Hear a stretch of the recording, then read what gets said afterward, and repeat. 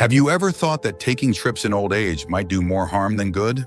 As we grow older, the idea of exploring new places can still seem exciting, even nostalgic. But what many seniors don't realize is that travel after 65 comes with risks and challenges that often go unnoticed until it's too late. It's not about giving up on new experiences. It's about knowing what your body and mind can handle and what they quietly no longer welcome. In this video, we're going to explore 5 important reasons why traveling in old age may no longer be in your best interest. From hidden health risks to emotional stressors, you may not have expected. Each point reveals something that's often overlooked, but deeply important. And if you're already feeling uncertain about that next trip, these signs might just explain why. Stay tuned until the end because we'll not only explain the problems, but also help you reframe how to seek joy, comfort, and fulfillment in this stage of life without boarding a plane or packing a bag. Let's begin. Number 1, compromised immunity and exposure to unfamiliar germs. One of the most underestimated dangers of travel in old age is how vulnerable the immune system becomes to unfamiliar environments. While your body may feel steady in day-to-day life, stepping into an airport, a hotel, or even a tourist bus exposes you to a cocktail of viruses, bacteria, and fungi that it hasn't encountered in decades, if ever. And unlike when you were younger, your immune system doesn't bounce back the same way. Even a simple cold can spiral into bronchitis or pneumonia. A stomach bug can land you in the hospital. And once an infection sets in, recovery is often slower and more complicated. Consider the story of George, 81, who took a cruise with his daughter to celebrate her birthday. By the 3rd day, he came down with what seemed like a mild sore throat. But the ship's closed environment, constant air conditioning, and buffet-style meals didn't help. That sore throat turned into a chest infection, and he ended up being airlifted from a port hospital. He spent the rest of the trip, and weeks after, trying to get his energy back. What was meant to be a memory turned into a cautionary tale. It's not just airborne germs either. Changes in altitude, sleep disruption, and different food or water can weaken your defenses even further. Your skin, your gut, and even your nasal passages are more sensitive now, and every small exposure feels bigger. And because you don't always notice it right away, by the time symptoms show up, you're miles from home, without your regular doctor, without your routine, and often without the energy to advocate for yourself. This doesn't mean you need to become fearful or paranoid about every environment you enter, but it does mean recognizing that what feels like a minor risk for a younger person may be a major hazard for you, especially if you're already managing chronic conditions or if your medications compromise your immune system even further. Staying home doesn't mean staying isolated. It means you can better control your surroundings, your air, your food, your sleep, your routine. And in a stage of life where your energy is finite, protecting your health should no longer be a gamble. Traveling used to be about discovery, but sometimes the greatest discovery comes from learning what your body needs now and honoring that above all. Number 2, long travel increases the risk of blood clots and circulatory strain. What most seniors don't realize until they experience it firsthand is how dangerous prolonged sitting can be, especially on flights or long drives. When you're young, you can cross your legs, fall asleep in a cramped seat, and walk away with nothing more than a stiff back. But after 70, your circulation just doesn't work the same. Blood moves more slowly, veins become less elastic, and the risk of deep vein thrombosis, dangerous clots that form in the legs and can travel to the lungs, increases dramatically when you're immobilized for too long. It's not just a theoretical risk. It happens in real life to people who thought they were being careful. Take Harold, 78, who took a 6-hour flight to see his grandson graduate. He walked the aisles once or twice, drank plenty of water, and wore his compression socks.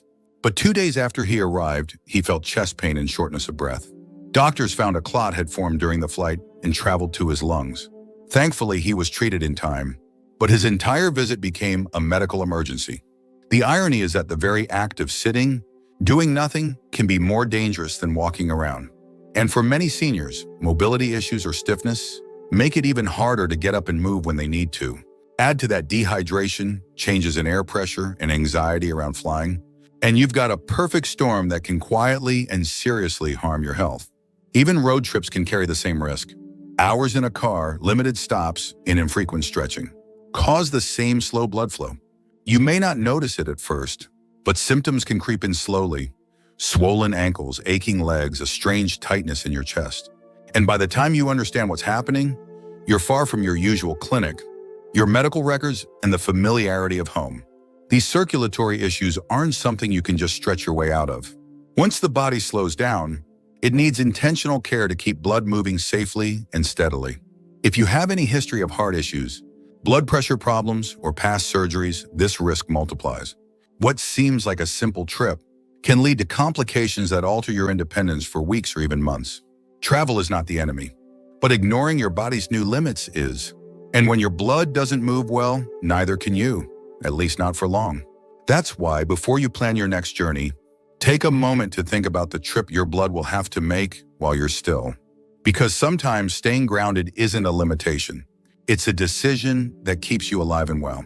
If you're still watching this video and finding these insights valuable, please comment number 2 below to let me know you're here.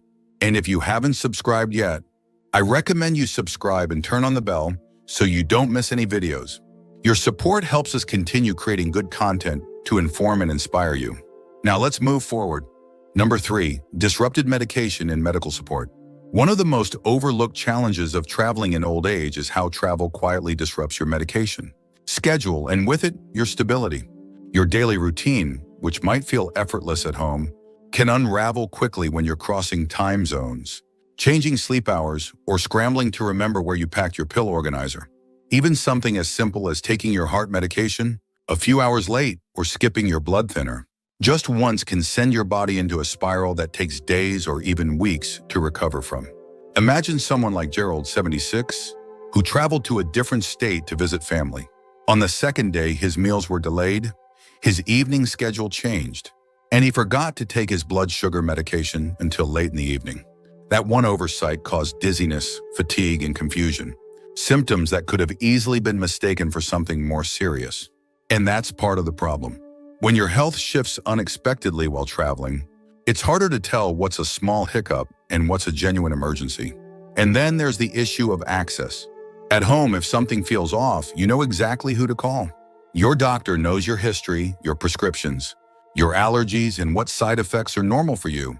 But when you're hundreds or thousands of miles away, you're relying on urgent care centers, over-the-counter guesses, and unfamiliar healthcare systems.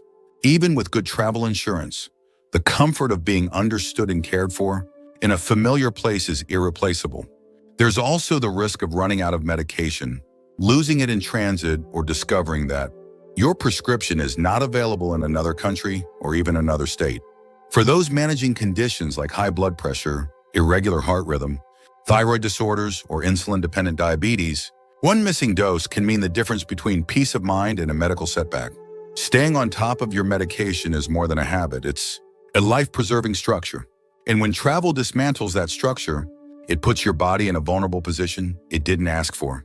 The freedom of travel should never come at the cost of your health's foundation. So before you book a ticket, ask yourself, are you truly prepared to manage your health without the support and structure you rely on at home?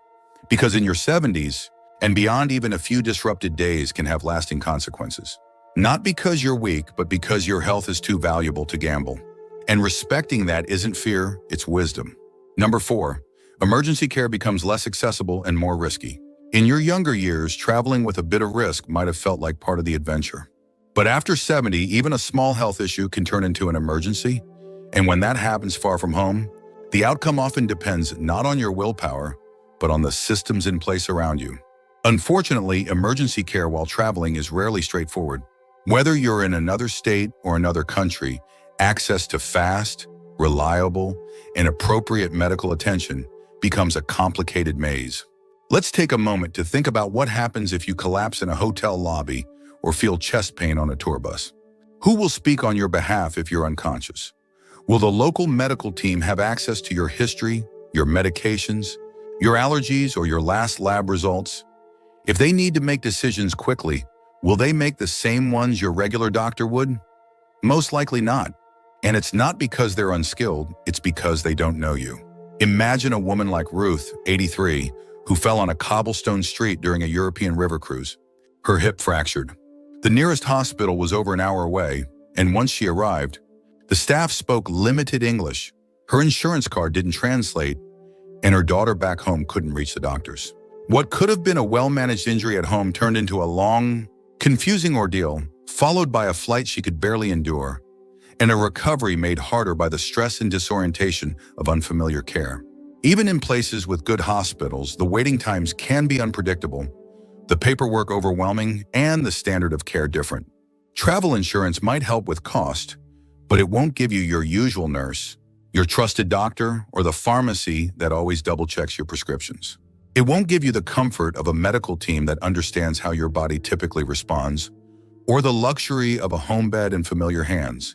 Emergency care while traveling isn't just about whether it's available, it's about whether it fits you.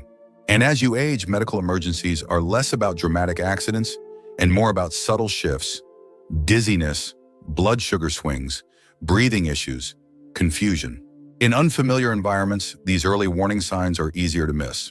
By the time someone realizes what's happening, the window to act may already be closing. So ask yourself, is it worth being 1,000 miles away when your body might need the people, places, and systems that understand it best? Because no trip, no matter how beautiful, is worth the cost of being medically alone. If you're still watching this video and finding these insights valuable, please comment number 4 below to let me know you're here. And if you haven't subscribed yet, I recommend you subscribe and turn on the bell so you don't miss any videos. Your support helps us continue creating good content to inform and inspire you. Now let's move forward. Number 5, emotional exhaustion and the loss of familiar grounding. Travel is often romanticized as the gateway to joy, discovery, and freedom.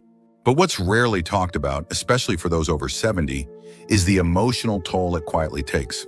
New places can overstimulate the mind, disorient your sense of time, and wear down your emotional resilience faster than you'd expect.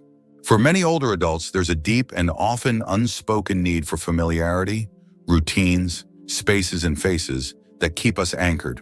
When those are stripped away, what's left isn't always excitement. Sometimes it's a sense of confusion, loneliness, or unease you can't quite explain.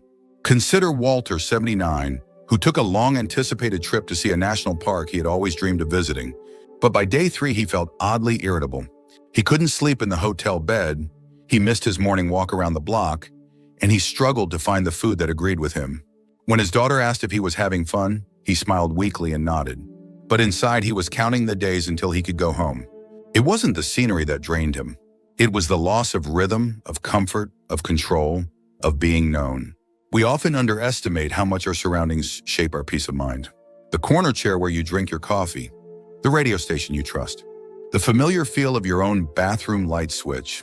These aren't just habits, they are emotional anchors. Travel disrupts all of that. And when you've spent decades building a life that fits you like a glove, suddenly wearing a foreign jacket, even for a few days, can feel exhausting. Add to that the subtle pressure of trying to keep up with younger companions, or smiling through discomfort so your kids don't worry. The emotional labor of appearing fine can weigh heavier than your suitcase. And when you return home, the recovery isn't just physical, it's spiritual. It's the slow recalibration of your nervous system after being torn away from what grounds you. This doesn't mean you become rigid or unwilling to explore. It means you're wise enough to know that peace has value, that stability is strength, and that you no longer need to chase after things to prove your life is full. In truth, the quiet richness of a walk in your neighborhood, a phone call with a friend, or a meal you've made 1,000 times can hold more joy than a rush tour of somewhere you'll forget in a week. Staying home doesn't mean you've stopped living. It means you've started listening to your body, to the quieter wisdom that knows the difference between adventure and anxiety. And that kind of wisdom deserves more respect than any passport stamp. Final thoughts. If you've made it to the end of this video, it means you're someone who takes your health and peace of mind seriously, and that alone puts you ahead of the curve. Traveling can be a beautiful experience, but after 70, the rules change. What once felt like freedom can now carry hidden costs, not just to your body, but to your emotional balance, your medical safety, and your overall well-being.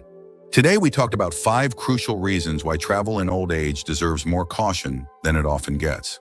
We covered the way long journeys weaken the immune system, how circulation risk can become dangerous, the disruptions to medications, the danger of emergency care.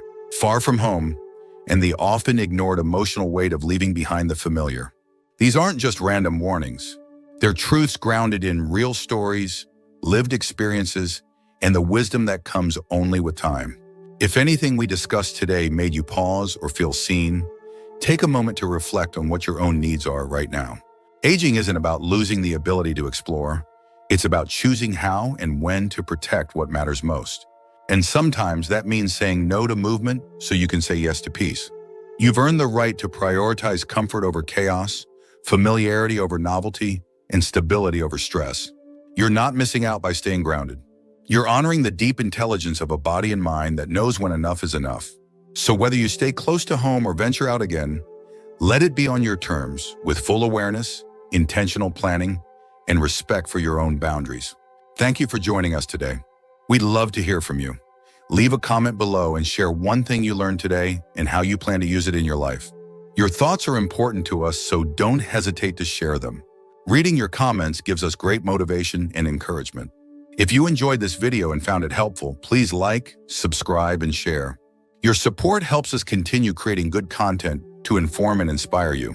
Thanks for watching, and we look forward to seeing you in the next video.